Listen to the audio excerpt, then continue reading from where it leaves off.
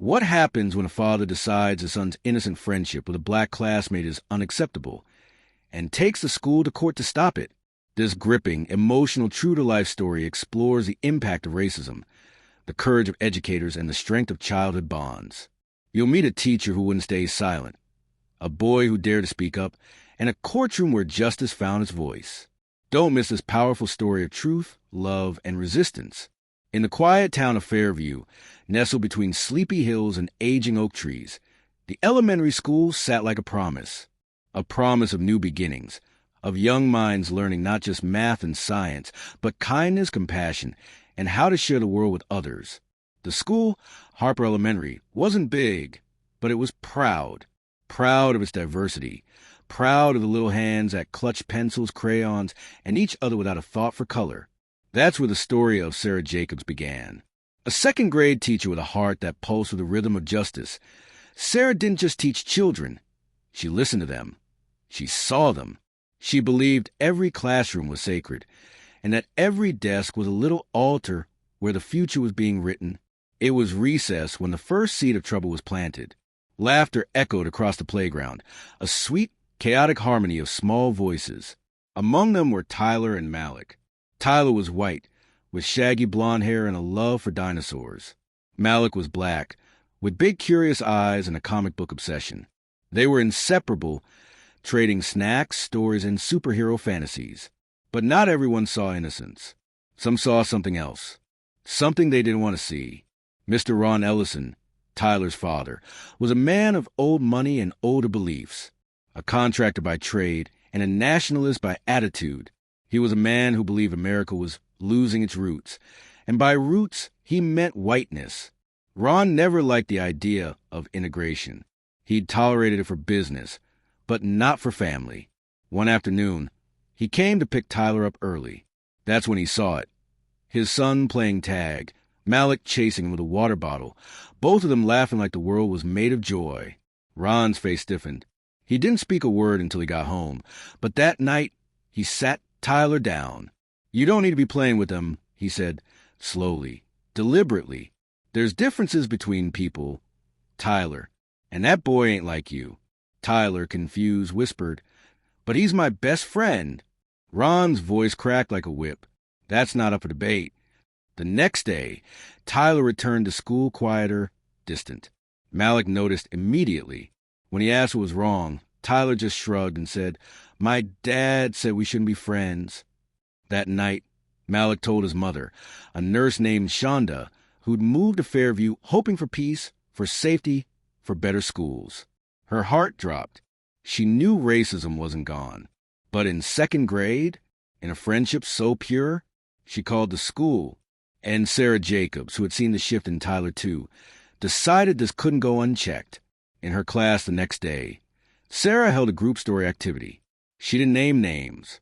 She didn't call attention. But she asked the students to share stories about friendship and what made someone a good person. One by one, the kids talked about helping each other, sharing kindness. Then Tyler raised his hand.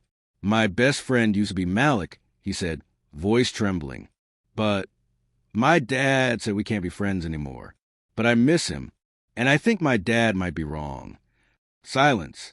Then, slowly, Malik walked over and hugged him. The whole class erupted in claps. It should have ended there, but it didn't.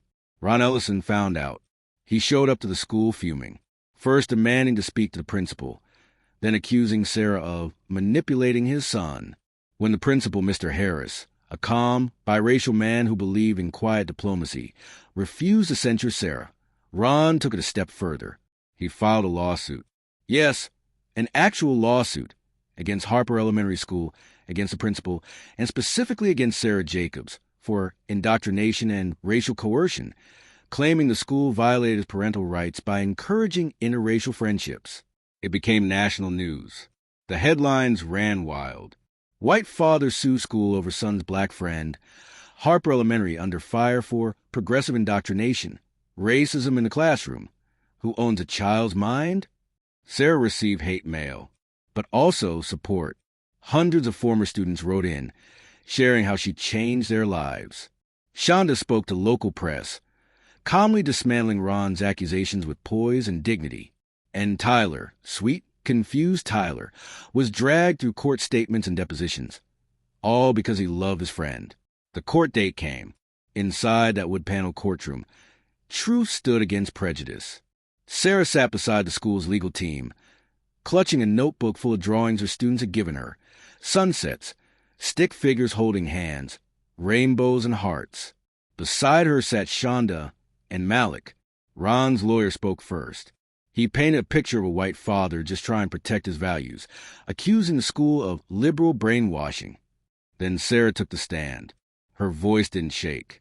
Her heart did. "I teach children to see each other," she said, "not as black or white, but as people. Tyler and Malik were friends long before I even knew their names. This lawsuit isn't about education. It's about fear. And fear doesn't belong in a classroom." The court fell still. The judge, an older white woman known for her stern rulings, paused before delivering the verdict. "This court finds no merit in the plaintiff's claims. Friendships cannot and should not be policed by bigotry." Case dismissed. Tears flowed, not just from Sarah, from Tyler, from Shonda, from teachers and parents who'd come to witness something powerful. Tyler and Malik embrace again, this time in front of the entire town. Ron moved away not long after, his construction business faltering after the public backlash. His lawsuit, once meant to be a warning shot, had become a national lesson. Harper Elementary expanded its diversity program. Sarah Jacobs was invited to speak at educational conferences.